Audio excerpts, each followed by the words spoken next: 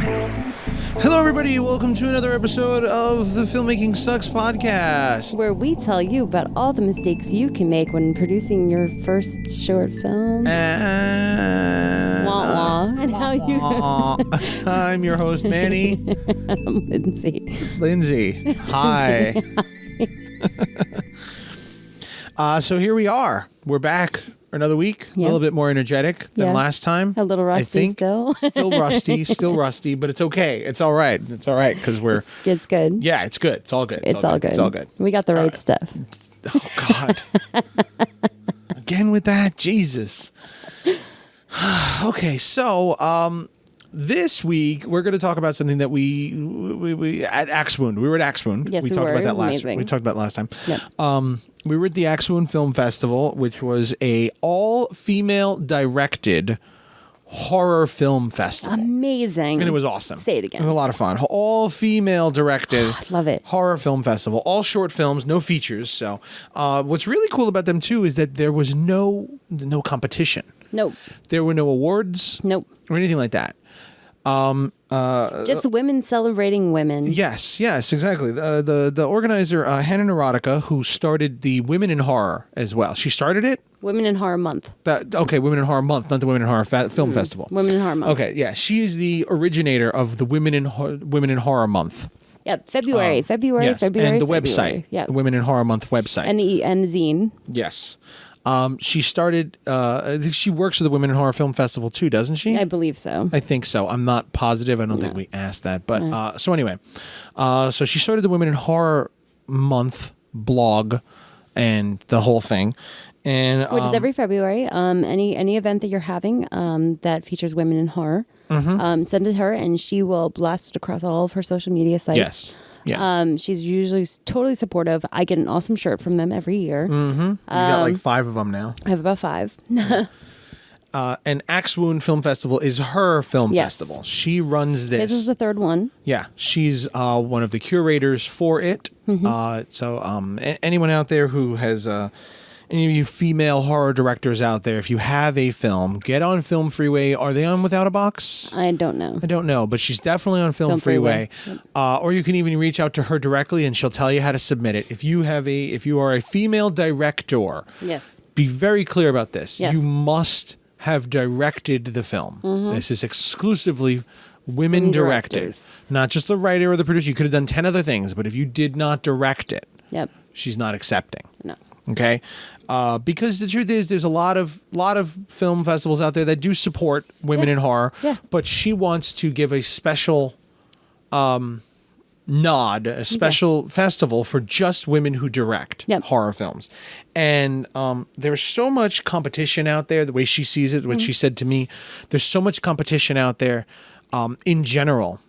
She didn't want to make this just another competition. She wanted to make it a celebration of women in horror. Yep. And that's exactly what this is. So it's a great festival. They have an excellent venue. They run it very, very, very well. It's well curated. Everything kind of goes together. There was not a bad movie in the bunch. Of the 60 or so short films we saw. 48. 48, okay. Of the 48 short films there was not a bad one in the bunch. So it was an entire roller coaster. Some of them were funny. Some of them were gory. Yeah. Some of them were just scary. Some of them, had a message. Some didn't. Really cool. Really great collection. I'm still wearing the Axewound bracelet. I am too. I haven't still wearing the off. bracelet. Yeah, super I like cool. it. I like it. It's we got fun. so many cool things. We got buttons and everything. Awesome. Definitely support Hannah. Definitely follow Axewound. Women in Horror Month, absolutely follow that. So our time there was there were a couple of panels. Yeah. One of which was the Women in Horror panel. Yes. Not really. It was the women film. It was the directors. Okay, the women film. Yeah, the directors. The filmmakers panel. You were on that. I was. We have the recording of that. I don't know if as of this recording, we have not put it up yet. It's in our backlog. But we will be posting. Yep. Hannah was completely cool, and she's going to let us post the entire thing. It was moderated by our friend JK of Horror Happens Radio Show. If you're not listening to that, then go and listen to him because he's pretty awesome. He has a radio show, so you have to listen to him on a special app. But he is getting better about uploading his backlog onto all your podcast apps. Yeah, so we will have that full panel Yep. on one of our as an episode one time. We also have the 4 Mile Circus. Also, don't know if it's been put up as of this recording. It hasn't been put onto our feed yet, but our feed, not their feed. Yep. It will be. It hasn't been put onto our feed yet, but we will be putting that up as well. And they discussed ancillary content. Yes. That you were part of that. Christina Raia and Monica. Estrella Negra from Audra's Revenge. So that was another one of the panels. They talked about using ancillary content to promote your film. Yep. As in like this that we were on because we have a podcast, and that also helps us promote our film, but also using things like behind the scenes footage and interviews, whatever you can to promote your film. Any of your art direction stuff, art department stuff. Anything that is not the film itself. Yes. Using that to promote your film. And you guys talked a little bit of that and some other things as well. We'll be putting that. Yep. Their podcast episode. You can find that right now. That is already up. Look up the 4 Mile Circus podcast and find using ancillary content, some sort. I forget what the actual title is, but look up 4 Mile Circus and you can listen to it there. Because they have a great show. And super great. Nicole and Sean are the hosts of that, and they are really great. They have mini episodes where they do interviews. They actually play games on their podcast, and trivia. Really, really fun. And they're show. also from right here in New York. They're from Brooklyn. Yeah, they're in Brooklyn. They're a little production company as well. They do. They actually teach. They do production services, but they also teach. Sean is a teacher. I think she is too. He is a teacher. She does social media lectures and consultations. Yeah. So these are really great resources to have. They're really great with social media. He teaches audio and video. Video production to small businesses in New York City. So really great people who are actually helping out the little guys. Yeah.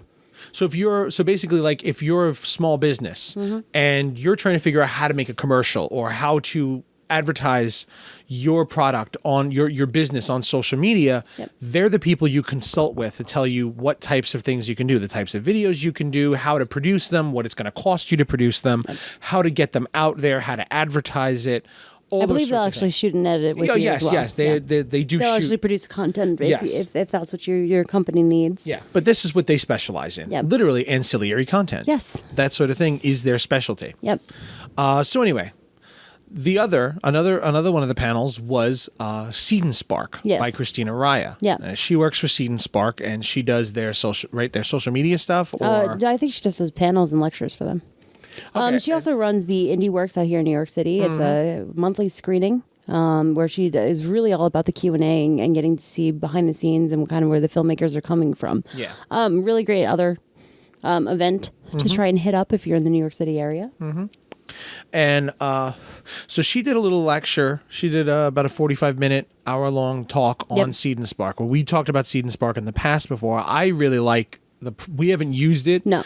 But I'm getting more and more sold on that platform. I've felt for a long time that if we were going to do a crowdfunding, Seed and Spark would be the way to go. Yeah, and the big thing about Seed and Spark is that they actually break down your budget, so that you actually understand entirely where the money is going, and you can actually as the investor. Yeah, you as the donator can actually give to a particular area of the budget. So if you want to support them by having them pay their actors, you can donate your money into the actors specifically for that.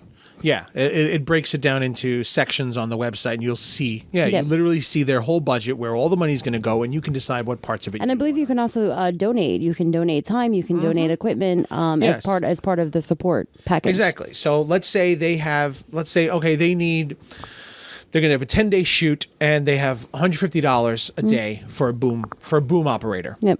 For an on-set sound guy, $150 for that. 10 days, so we're talking, what is that? That's $1,500, right? Yeah. And do my math right. 10 days for $150. Yeah, $1,500 for a sound person. Yep. Now let's say you are a sound person, and you're local to them. Yep. But you let's say you like the project, and you want to get some more set experience. Yep. You can actually donate yourself to them as the sound guy and say, hey, look, I'll come onto your film and work for free for your 10 days because I need some more experience. I need some more this and that, and I'll bring my own equipment and everything. Or even so, you have some lights sitting around, your place that you're not particularly shooting anytime soon, and you want to donate some lights that they need, then you can donate your lights. $2,000 for lights. You're willing to donate their lights. Here, take the lights. You can do that. And then that gets crossed off the budget. Now they don't have to pay for that. Yep. That's the sort of thing that I really like as a producer. From the producer's side, I like that somebody can actually just give me this. Yeah. Say, here, use it for your production and then give it back when you're done, as long as it's not broken. Yeah. You just saved me, $1,500, $2,000 that I would have put for equipment. Yeah. You're going to donate it to me? Yeah. Awesome. And now you get a credit in the film as well. Yeah. Yeah, and your name gets out there. People see it, and people see that you support, and that you have lighting equipment, and it does build. And then anybody yours as who's donated toward that portion of it as well, that money will then roll into other parts of the budget, and a good portion of your film is now funded because somebody donated something that you were going to rent or buy or whatever. Yep. Saves you a lot of money by doing it that way. I think Seed and Spark is great for that. Yep. They also have deals with distributors. And other companies as well. Yep. So if you're going to do, let's say, I think that they have a limit. They have like a number count. Something like if you get, I think, 1,000 followers or 10,000 followers. Yeah, that's the other thing. You can actually become a follower only. Where, like, say you can't actually donate anything and you don't actually have any money to add to the campaign. You can become a follower of this person's work, and Seed and Spark actually does count that into kind of their trending. Yeah. So if you get something like 10,000 followers, when your film is done, you automatically go into the pool of films that are eligible for their distribution. Right. To go to their partners as well. They also have partnerships with other companies. So you can get discounts at, say, I'm not sure that it is, but you can get discounts at like B&H. Oh, cool. I don't know if it's B&H specifically. Yeah.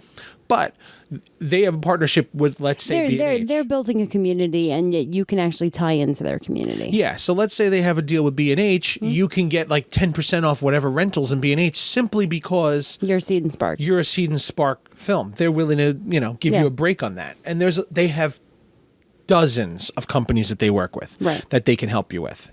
So Christina Raia did a... they also have really great resources, which is one part of what Christina is. They have, lots of information. They have lots of training videos. They have There's a lot of film festivals that have Seed and Spark discounts as well. Oh, that's cool. As far as I'm aware of. There's you donated through Seed and Spark, you get a discount code for them when your movie's done. You can submit to this festival, with 10 or 15, 20% off of their... Oh, that's nice. Yeah, they have a lot of... So yeah, they have a lot of resources, they have a lot of connections, and they also have a lot of training too. Let's not get too heavy onto that because I'd like to have her on the show and let her just talk about it herself. But while during the lecture, you took some notes and let's talk about what some of the things that she said. Explain how to Seed and Spark your film. Yeah, how to Seed and Spark. One really great tip that she had. Using social media, not just to get money and to push your campaign, but also find partners that will help connect you with existing communities. Yeah. So if you have a particular film that's about weight loss or gym or, this or that, find the partners that can actually get you into people who are active in that scene. Yeah. That's a really big thing that she said. It's about growing relationships and about making the pool of people that you can reach bigger. Mm-hmm. So then that's number one is, use social media not just to get the money, but to also build a community and supporters of your film. And as we've said before in the past, number one, your crowdfunding is not just getting your money. No. It is building your audience. That is number one. Yeah. Because the sad truth is most of the time, if you run a crowdfunding campaign, there's a very good chance you're not going to get your full. Yeah, it's not going to happen. There's a very good chance you're not going to get 100% funded. Yeah, but we talked about before in previous podcasts, it's about advertising. It's about getting your project out there. It's about potentially getting somebody who might be interested on the side who may not just want to get involved in the campaign itself, but might actually give you money on the side as well. Yeah, because that's another thing too. Because these platforms of Seed and Spark and Kickstarter and Indiegogo, they all take a cut. They all take a percentage of that because, hey, they're a service. You know, they take a cut of that money. You may find somebody there who says to you, look, I'd love to donate to your film, but I want to make sure you get all my money. I don't want my money going toward whoever this website is. You know, I want to make sure that this money goes directly to you. Yeah. So advertising is key because there's plenty of people who are willing to donate to a film, but they don't want to pay a fee. They understand that the more money you get, the more money you pay out. Yep. So they'd rather just, hey, you know what? I'll sign a check to you. You know, I really dig what you're doing, and I like your film. I like your idea. I think you guys are whatever. How much do you need? And they'll give it to you on the side, you know, and then and then that money is yours to go right into your film. 100% of it goes right into your film then. Yeah. You know, so first and foremost, with any sort of crowdfunding, think of it as advertising your film, advertising to to build your community, to build your fan base. This is the number one thing of crowdfunding beyond getting the money. Yeah. Forget the money for the moment because chances you may not get it. You may not get it all. So build your community with it. Yep. So sorry, continue. It's okay. Her big thing that she wanted to get across that she spent a lot of time on is talking about the ask. Each of your asks, every ask. What's an ask? What you're asking for. If you're asking for money or if you're asking for this, you're asking, you know, when you're asking somebody for something. Okay, so like the budget things that we broke down, are you asking for money? Are you asking for... No, like, can you share I'm not this? clear. That's what I want. Let me finish the sentence. Okay, sorry. Every ask should be phrased as an offer. Every ask should be phrased as an offer. You can either provide content or reach. Those are the two things that you're kind of offering. So when you're doing an ask, it's, hey, I know you run this blog. I know you run this website. I know you run this or that. I'm doing a crowdfunding campaign right now. I can give you content. Okay. I'd love to be able to share content with you. You can, run my Indiegogo campaign. You want to not make it like I'm asking you a favor. You're trying to help the same person at the same time. We've talked about this a couple times where, you don't want to ask somebody for something. You don't want to beg for something. You literally want to offer somebody something in exchange. So it's like, hey, I have this many followers on my Indiegogo campaign. If you share this, then my followers and my readers may actually become yours. Okay. Let's say there's somebody who doesn't actually have a blog or something like that. They just want to donate to your film. Yeah, absolutely. You offer them as well. What they're getting from you is content. Okay. They're going to, number one, be participating in the creation of something. And that's big for people. Like we said before, knowing somebody who made a film is cool. Yeah. And helping that person make a film is even cooler. Like you were a part of this. Yeah. You want to make sure that the people who are funding this, who are part of your campaign, feel like they're a part of it. The other part of it is they get to view something later. They get it first view. A lot of the times they're getting the physical DVD, they're getting the digital download, whatever perk that they're signing up for. It's something physical that they're getting later on. So it's not just you asking them for money, you're giving them the opportunity to be the first. So every time you're asking for anything, you're trying to make an offer. Gotcha. That's really what that is. That her biggest point was about. Have good asks. Have good asks and make it feel like you're not begging for something. Big thing she said too. When you're socializing with these people, you want to be authentic. You want to engage people honestly.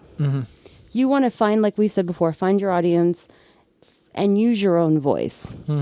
Be genuine. Be yourself.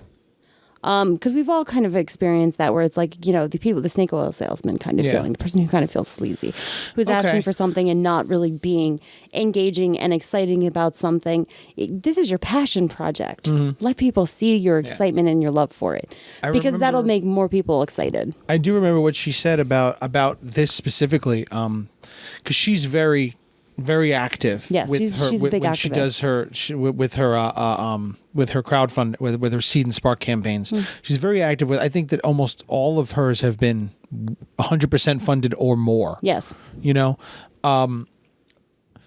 she's very active in giving a lot and being posting a lot about it and constantly updating the donators, the people who were invested in it, constantly updating with them. And when the movie was done, she said she emailed it had been a little while. Okay, well, the crowdfunding's done. Now we go into production. Yep.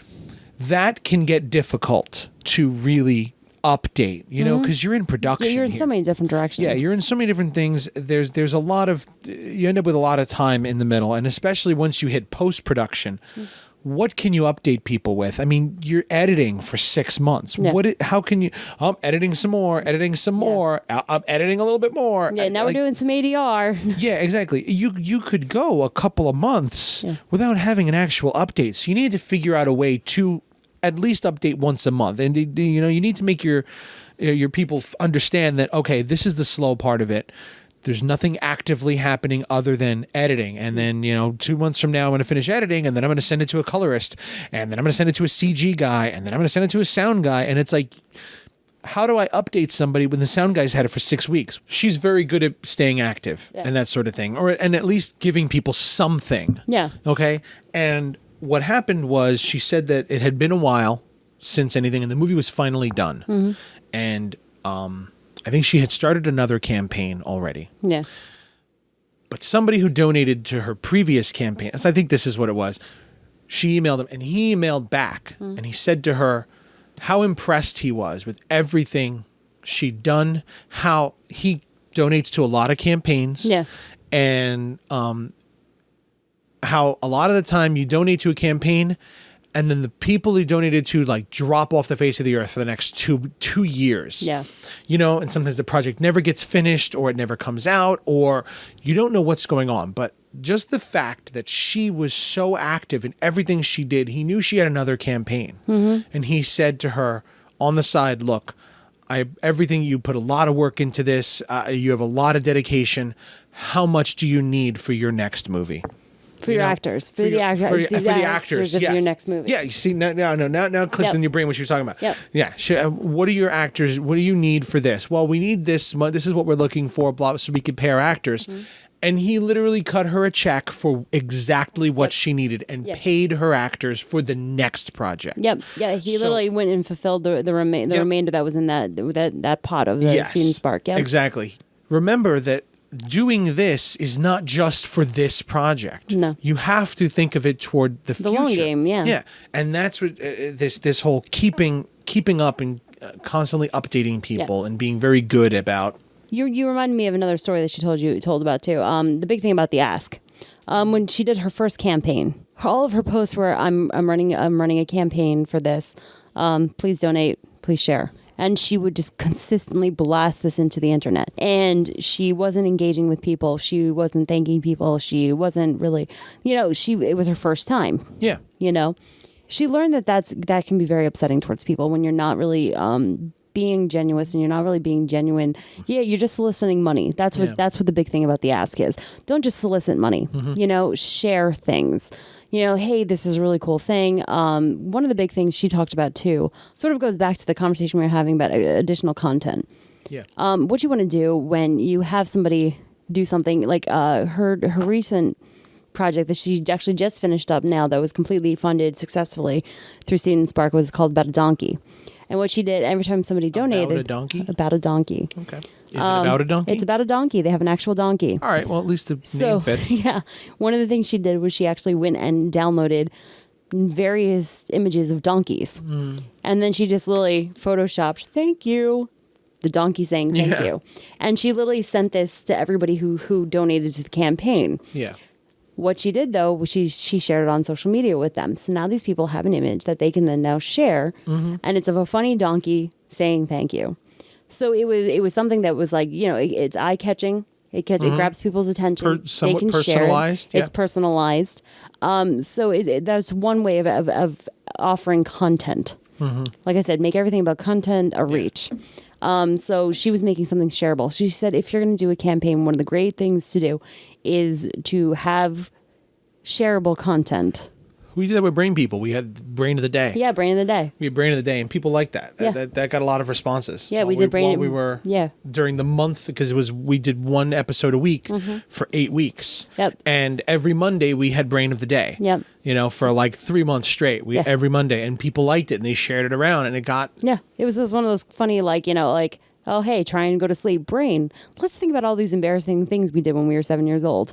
Yeah. You know, it's like something funny and something like people could relate to and would want to share. Yeah, it was a picture of a brain and some little quip, a little funny something. Yep. Yeah, and you know what? To be honest, when we brought it, people shared it and they liked it. When we went to Monster Mania, we sold like 80 DVDs that weekend. Did. We got people's attention with that. Yeah. You know, I mean, sure, the episodes, we had every episode. The first 7 episodes were online. Yep. And we timed it so the 8th episode was the week of Monster Mania. Yep. And we didn't put up that final episode. We said, come to Monster Mania, pick up the day. And then we put it up like 2 weeks later. Yeah. But people had been watching it and they were like, you know what? We know you guys are going to have the DVDs at Monster Mania. A lot of people honestly stopped watching. Yeah. Come the 5th or 6th episode, and they just wanted to watch it all in one shot. Yep. Like, we'll come pick up the DVD from you. I'm just going to watch it that way. Yep. I don't want to watch this every week. I just want to see the whole thing, you know. And that worked, and it worked. And that was a lot of fun to do. So yeah, make your stuff shareable. Okay, so another really great advice you did. You want to do a countdown before your launch. Yeah. So you want to start about 2 months in advance to announce your launch. And you just want to kind of find similar things like that that'll get people engaged. It'll just be a fun little reminder. I have this campaign coming up. Get people really excited about the project. Because the bigger thing about crowdfunding is momentum. Momentum is okay, from what really great number that she gave us. The successful track shows that projects that are successful on crowdfunding get 30% of their funds in the first week. That is your ultimate goal. At that point, why this is your goal? Because when it's 30% funded, that's when strangers, people who don't know you, people who are not your followers, people who are not your friends, your family, start seeing it. They start seeing it, and they actually are getting comfortable. They are comfortable at that point to start participating. Because there's other people because there's other skin in the game. I see. Okay, that makes sense. So building momentum is huge in crowdfunding. So the more you can do, have a following that way. Yeah, the more excited you can get people, the quicker you can get that 30%, and then just get that shareable content out there. Get those thank yous, get those fun little pictures, whatever you're doing for the people who you know, who funded you. You're literally running an advertising campaign. Yeah, you're literally running advertising, so you can only build on what you've already done. A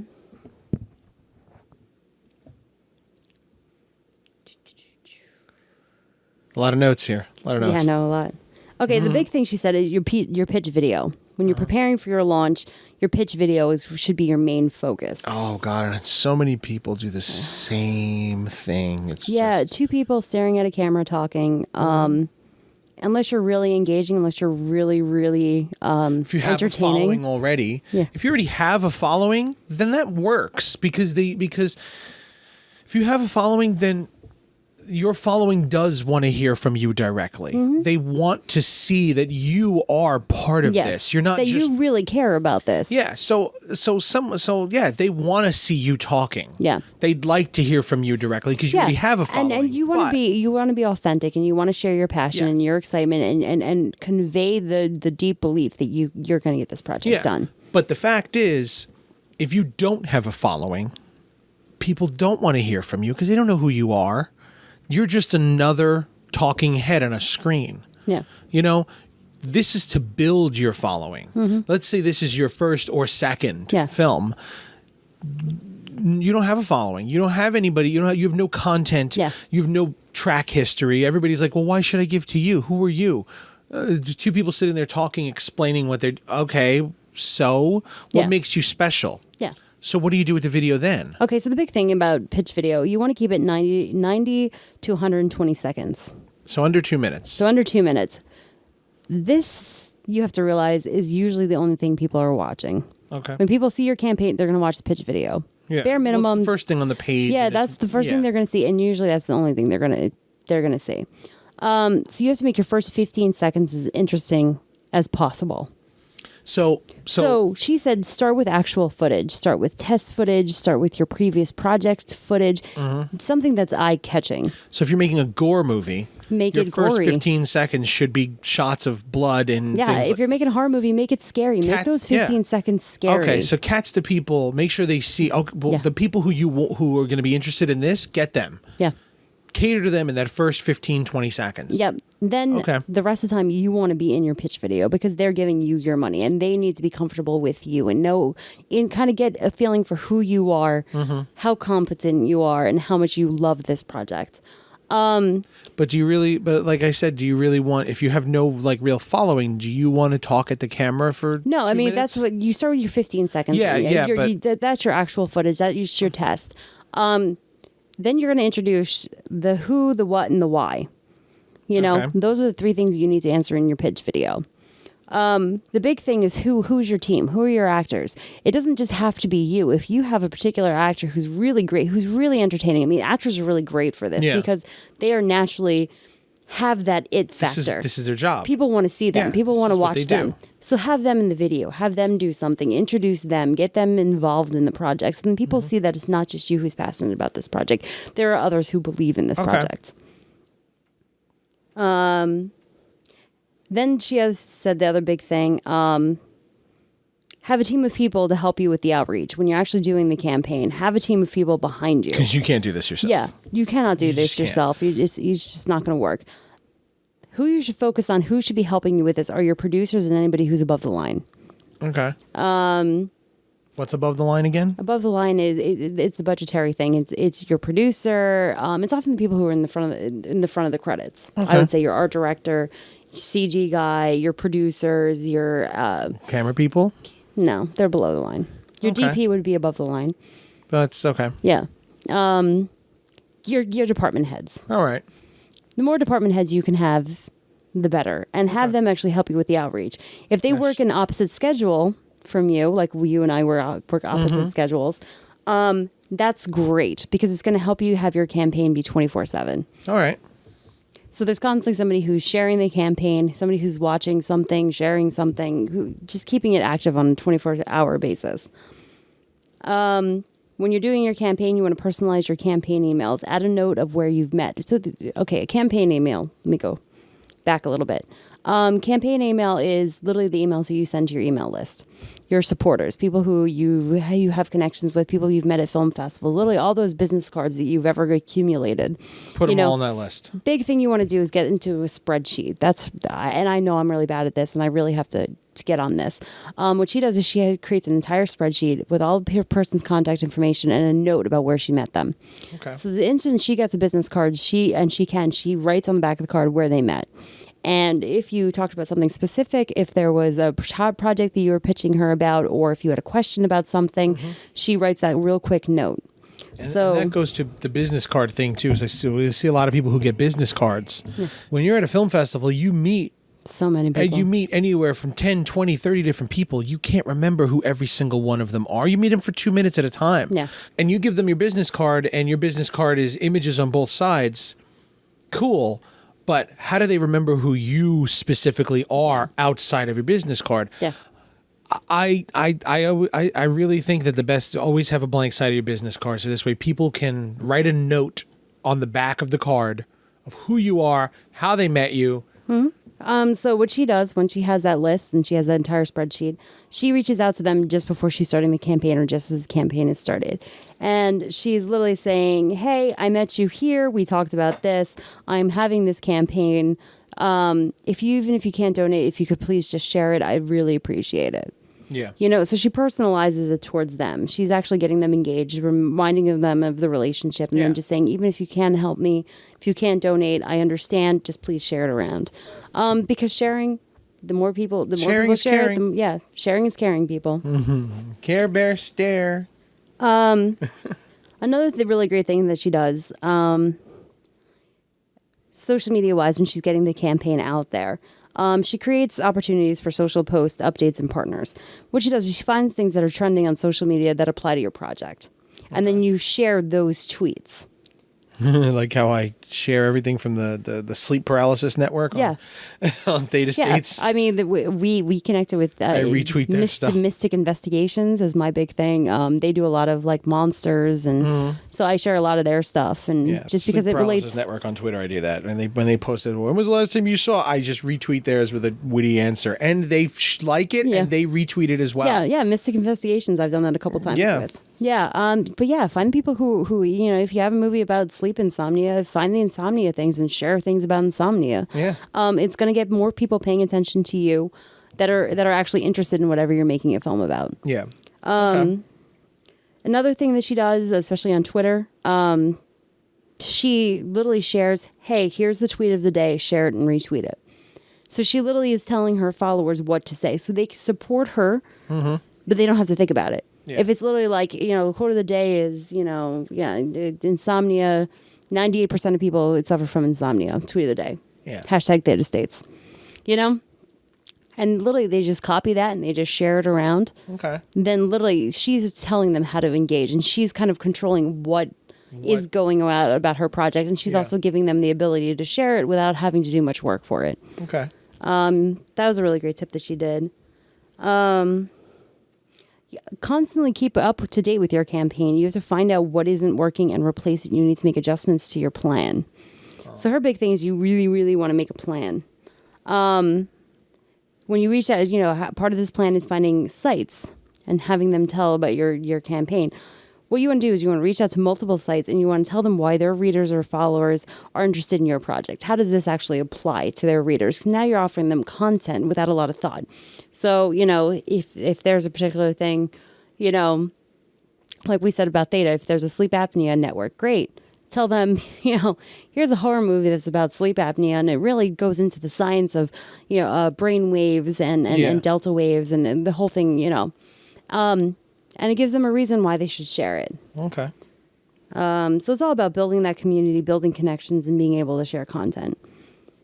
Gotta get over that shame. Yeah. See, I'm really bad with sharing with things like that because I don't like, not that I don't like it, but I always feel weird emailing people asking them, hey, check this out. Even not emailing, just messaging on Twitter. Because I feel like a shill, to just randomly message somebody. But it works. It does work. It works. You got to kind of especially if you're specializing I find with Twitter, when you're really, with my Twitter and my Instagram, I'm very about independent filmmaking, sharing support, motivation. Yeah. I find motivational quotes, and it's all about positivity. Go out, chase your dreams. So I have a lot of people who do actually reach out, and a lot of people, oh my God, how many motivational speakers, entrepreneurs, life coaches. And it's very interesting just because I do these motivational things that I kind of get them, but I feel like I get a lot more specialized followers who are very much part of that chasing your dreams. I got a lot of artists and a lot of writers and a lot of this, the M writing. If you do an M writing hashtag a lot, you will get a lot of writers. Okay. So it is really about your plan and finding people that you want to talk to, because I find that, writers, I like hearing from writers because a lot of times they tweet tips about writing, and motivations and kind of tricks that they do to put you in the mindset. And I'm always wanting to screenwrite. So I feel like seeing that, it makes me want to do more. Okay. So really targeting your social media is really important, especially when you're doing a crowdfunding campaign. Okay. Let me get into some statistics because I thought these were interesting. All right. One thing to realize about social media is there's a 1 in 10 ratio. Yeah. It's probably less than that. Yeah. Well, no. 1 in 10 ratio. There's turnover. This is a ratio. For every one goal, which I try and do myself, I have a different one, which I'll talk about in a minute, but hers is for every one self-promotional post, every one of those, hey, check this out, look what I'm doing, follow this, blah, blah, blah. Share 9 things that are not related to you. Okay. Or not related to your project, but those 9 posts should be in your voice. All right. So for me, I retweet a lot of the screenwriting tips or the writer's tips, motivational quotes of the day. I share those. Yeah. And I try and share those more. So every time I go to Twitter to post something, I go through my Twitter feed and I find me personally, I find 3. I find 3 other relatable things or things that I'm interested in or things that make me laugh. A lot of the horror things are just silly little, people post something funny, some horror meme, and I share that. But I always try and do 3 before I share my 1. And my goal every day is to share at least 3 times on social media. Okay. So I am hitting that 9, but I'm doing 9 for 3. So clearly I need to give more. Yeah. But it really is about the more you share, the more you are seen as interacting. And the more you share particular persons, the more you'll actually interact with that person. I can't, I have a lot of relationships where it's like I start sharing one particular thing, they start to recognize my handle. So then we'll have something that we'll have a conversation about. They'll say something to me and I'll say, and we'll actually have a conversation, and that builds a deeper relationship where then on the, follow Fridays, those are the people that I'm following on Friday, my FFs, are the people who engaged me throughout the week, who I've had conversations with, which is all about building community and finding people who are of your niche. Okay. The average crowdfunding, the average successful crowdfund is $10,000. SeedSpark does go up to about 17 is their average successful campaign. Mm-hmm. So what you want to do, knowing that, is don't go in there and asking for $30,000. Yeah. Go in there and ask for $10,000 or $15,000 for your production. Then do another campaign for your post-production. I've never liked that personally. I'm very weary of that when I see somebody ask for money up front and then 6 months later they're asking for more money. Yeah. It makes me feel like, what did you do? But I think if you're honest about it from the beginning, we're like, this is very specifically for my production. Yeah. These are my production costs. I feel like it's not as sleazy because you're being honest from the beginning. This is for this. Yeah. Well, I feel like if you do I can see it, but to me, and I don't mean to be negative toward it, but I just look at it like people only watch this of it. They only see that of it. Yeah. By the time you get to the second campaign, a lot of people may not have even seen the first one. Right. But they're seeing the second one, which is being clear about the fact that this is the second one. Yeah. And right off the bat, you say, well, what happened to your first one then? Why are you asking for more money now? If you already did one for this project, why are you doing a second one? Well, that's what I'm saying. They weren't following the first one. Yeah. So how do they know that this was the plan from the beginning? I'm just saying, for argument's sake. Yeah, no, for argument's sake, I can see what you're saying, but I also see it where we crowdfunded for our production costs. Yeah. We weren't clear on what we were doing for post-production. Be very honest with people, and at least then you're being honest. Mm-hmm. Number one. Number two, the people who may or may not have seen the first campaign are people who didn't participate in the first campaign. Okay, great. You raised the money, you got this done, everything that you said you were going to do in that campaign has already been completed. Now you just need this to finish it off. Mm-hmm. So now you already have something in the can, and you already had those people's money, and you've already completed the goals that you set with that particular campaign. Mm-hmm. So I feel like it actually is showing that you are good for your word. So now for this, then you have to go about this as it's an entirely new thing now, because you now have to find new donators. Mm-hmm. Sure, some of the people from the first one may be willing to double dip, but now you have to find a whole new pool of people to push towards. So you're almost starting over again. Yeah, I mean, because now you're starting over with I think I'd like to have Christina on the show, and I think that's something I'd like to discuss more with her. Because that surprised me as well. Yeah. It does make some sense in that, you're not gonna. It's not an average thing to raise this much money, so you're better off asking for a smaller amount for just one stage of the project. But I struggle with the same questions that you're struggling with. Yeah. And I think that a lot of people are thinking that. That's why I'm saying it. A lot of people are thinking that. I don't want to make it well, no, this is just what you do. Yeah. No, because it is something that you have to struggle with and understand, you're going to ask a second time. Mm-hmm. These aren't film investors here. Producers understand that you're going to get a development fund, and then you're going to get a production fund, and then you're going to need post-production funds. Right. Producers get that. Right. Because that's how you structure out a budget. Yeah. So this way you don't, here's $50,000 for your production and your post-production, and then when it's all done, we need another $10,000 for editing because the production budget went over. No. They don't give you money that way. Yeah. Producers aren't going to give you your post-production budget. No, they want to give it to you all at once. Yeah. Yeah. Huh? They give it to you kind of all at once, or they agree to a budget at the beginning of the. Yeah, and but that's what I'm trying to say. Like they agree to a production budget and a post-production budget. Yeah. These are two separate entities. They may give it to you at once, which is, I think, rare. No, they give it to you in pieces, but I just meant that you agree on a budget for everything in the very beginning. And if you go over, then that's a problem. Yeah, exactly. And that's what I'm saying. Producers understand this, but people out there, they don't understand that, because the truth is they're not actually getting a return in the end.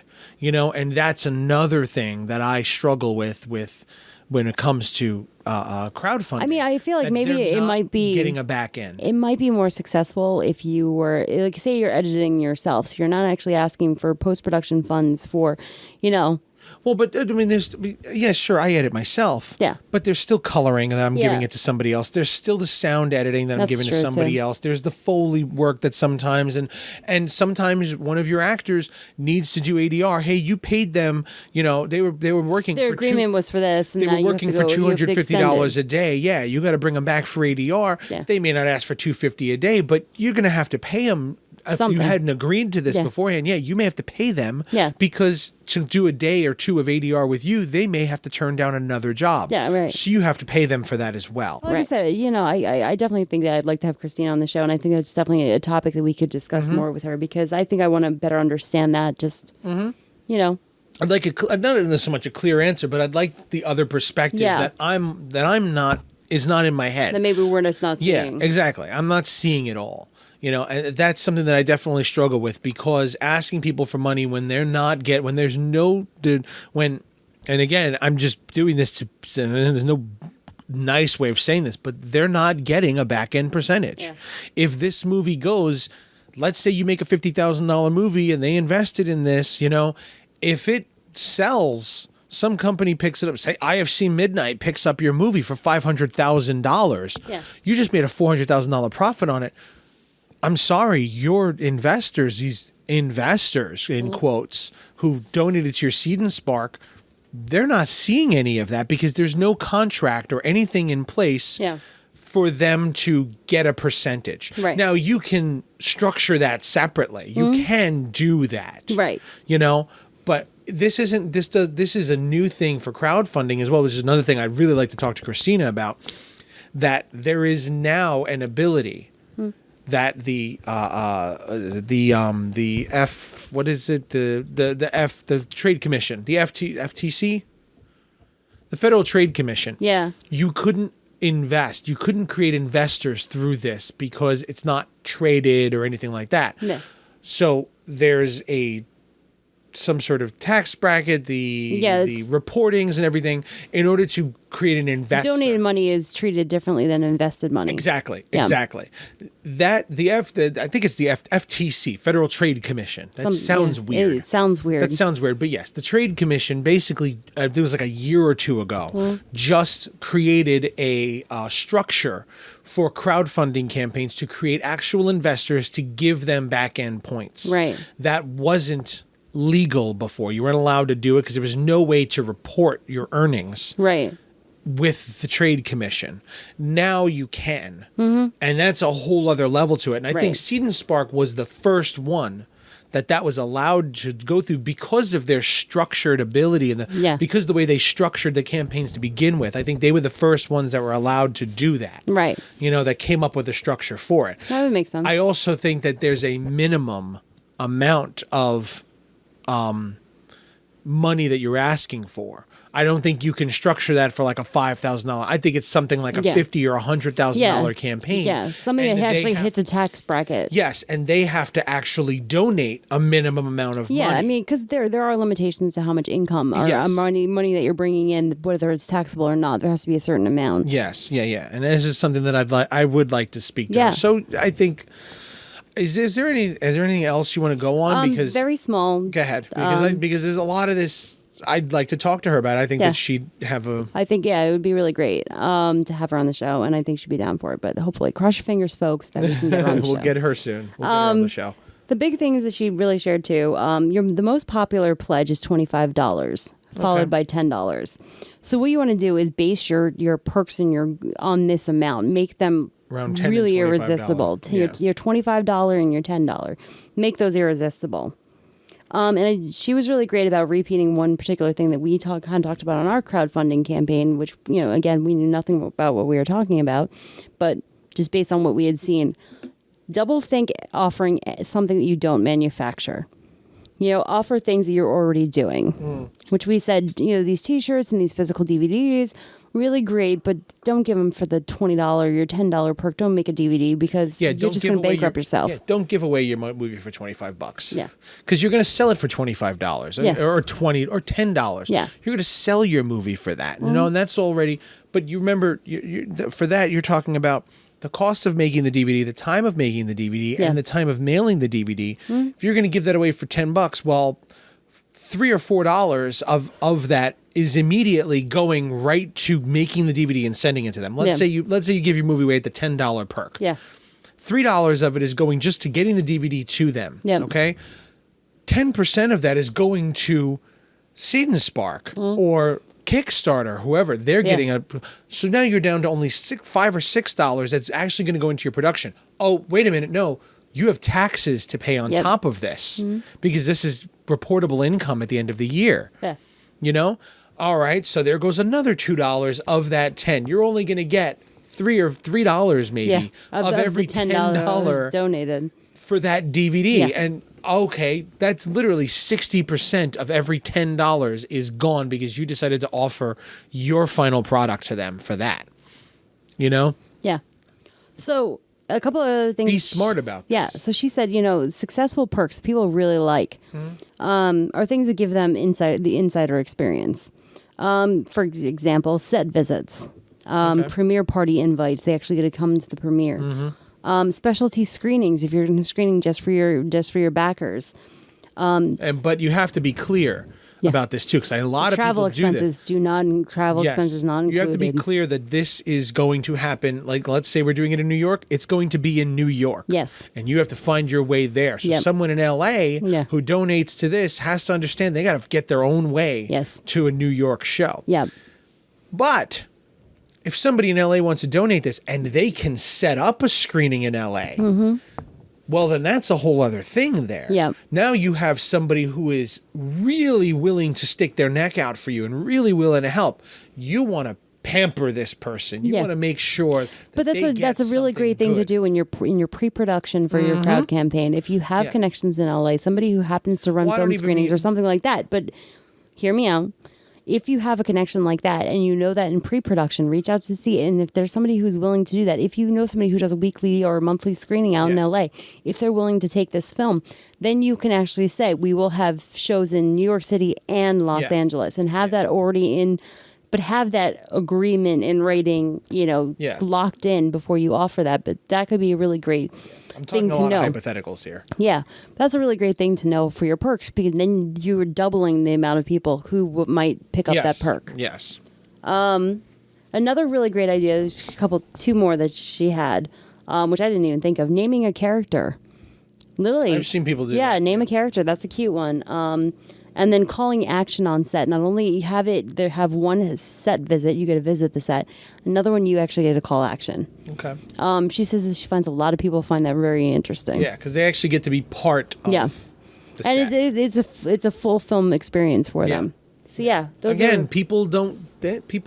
this is one of those things where people find this is really cool. Yeah. This is a really cool thing. You make movies, awesome. Not only that, you can come to set and you can actually help out. Yeah. You can actually be part of the set. And it sounds like when you say it, it sounds like, oh yeah, them Hollywood people who think that they're all special because they do something. But the truth is, people find this to be a really cool experience, something that they can't.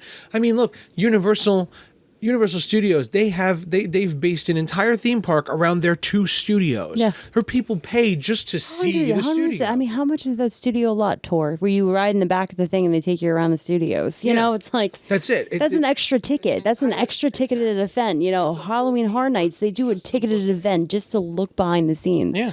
Some people really want to look behind the curtain, and you really have to take advantage of that. And the truth is, the people who are donating to these sorts of things, those are the people who want this. They want to see behind the curtain. They want to do this. You're not talking. You're not pitching your video to the soccer mom who's got 4 kids and she's running back and forth. She's not donating to your movie. No. So don't think, well, you know what, this sounds kind of stuck up. No, you are literally giving this to people who want to do this. Yeah. They are interested in how people make movies, because that soccer mom in West Virginia is not looking up any movie crowdfunding campaign. No. She's looking up, you know, the next thing that's going to help her in the kitchen, or help with her car, or help something like that tent. Right. That soccer mom tent. Yeah. That's the type of thing she's going to donate to. She's not going to donate to a movie. Food blogger or food vlogger, somebody who enjoys the experience of food, somebody who's interested in the experience of things might. If you have a movie about a chef or something, yes. If the movie caters to them, exactly. I'm always thinking horror movies in my head. I'm never thinking those other. I'm always thinking horror films. It's just all that comes in my head. But I think horror has its own clientele. I mean, there's so many horror fans want to be on set, and I think that's another really great perk that you could do for a horror movie. You get a set visit, or you get an effects. You set visit. You get to be there on the day that they're doing the blood and the gore. You could even you get to pump the blood. Throw the blood. Especially people doing horror films. Something that Steve Biro and Marcus Cook do for Song of Solomon, I think it was, or whatever it was. Part of the perks, they gave away. The actual effects from the movie. People got body parts that were used in the film. And horror fans love that sort of thing. Like they have 3 heads that they made of this one actor. One is bloody, one is torn open, and one is animatronic or whatever. And they gave those away as their perks. Which is awesome. They gave away, I think, because it also gets it out of your studio/apartment. Yeah. They had something like 40 or 50 body parts that were done, because the whole thing was like an autopsy, and they had lots of bodies. They gave away parts of it. They gave away strips of flesh for $10. Take that to the next level. Make a super high perk where you get life cast, and you get your life cast used in the film, and then you get to keep it. That's an expensive perk, but that's a cool one. Yeah. Oh yeah. That's really cool. Then your dead body could be laying in the film somewhere. Yep. This is the type of thing you can do. Yep. And they pay to have themselves done in it, and that also pays for the life cast to have the life cast actually done. Yep. And then, like you said, they get to keep it. Once it's done in the movie, they can have it. Yep. On top of that, so they're in the movie. They technically paid to be in the movie and to have it, but they get to keep it. Yep. And then look, they can show that's me. That's my dead body in the movie. I'm in the movie, and here's the piece that they used. Creepy uncle is going to be like, hey, do you want to see my severed head? And like, there it is. Like people like love that shit. Yeah, and then like I say, I'm always thinking horror films. Yeah, so you're to right. me, I'm just like, well, how do you entice a horror fan? Like I said, I think they did literal strips of flesh for $10. Yeah. A bag of blood for a bag of used blood from the set for $5 or $8 or something like that, because they had tons of this stuff. You have tons of it. Even because I can't even tell you how many boxes I pull out of our storage room and I find severed fingers in. It's just like exactly. And that's the other thing too. If you've made films in the past, Marcus Cook's done. Oh yeah, he's done so many movies. He's done dozens, and when he gets to his passion projects, he takes effects from his previous films and puts them up there and says, "Here, I'll sell you this," because it's been sitting in his storage unit in his warehouse for months, years possibly, and that movie's got fans. But what are we going to do with this? I could just stick it on a website and sell it, or use it to promote the new movie and put it on their Kickstarter or Indiegogo or Seed and Spark for the next movie. And here's a head from 100 Tears that we used. there's a $400 thing because, hey, I mean, especially if you're working with the same director, then it's like, hey, here's a previous project of ours where you're getting recognition and you're getting advertising for your previous projects, but you're also, yeah. I mean, that's a great idea too. Yeah. Tom Ryan does the CDs, his band CDs. Yeah. Those are perks. You buy the CDs are made already. Yeah. He's already got them in boxes. He paid for them months ago. Yeah. He sold the first, 30 CDs and that paid for the box of 100 already. Yeah. So now he's got these other ones that he could sell. He could just do digital downloads to his songs, really. Exactly. Just, you get the album for $15 and Yeah. That's the sort of thing. You have previous stuff, give it, put it in there. Pull it up. So the only two things, really great resources that she gave, just to make everybody aware. Seed and Cirque does do live Facebook events, so they're a really great resource to follow. That's cool.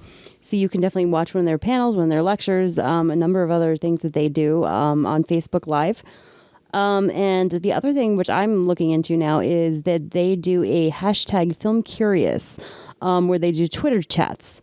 Okay. So apparently you can ask a question using the hashtag Film Curious, and there's a community of people who check this hashtag and will actually respond to your questions.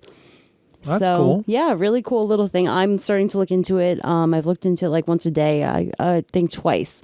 I've looked into it and gotten engaged in a conversation using that hashtag. So that's the hashtag of the week, Film Curious for Seed and Spark. Hashtag Film Curious for Seed and Spark, not for us. No. For Seed and Spark. Yeah. I'll give my hashtag away to somebody else. All right. We're doing a crowdfunding campaign. I could just give me a list of hashtags for Filmmaking Sucks. Cool. Yeah.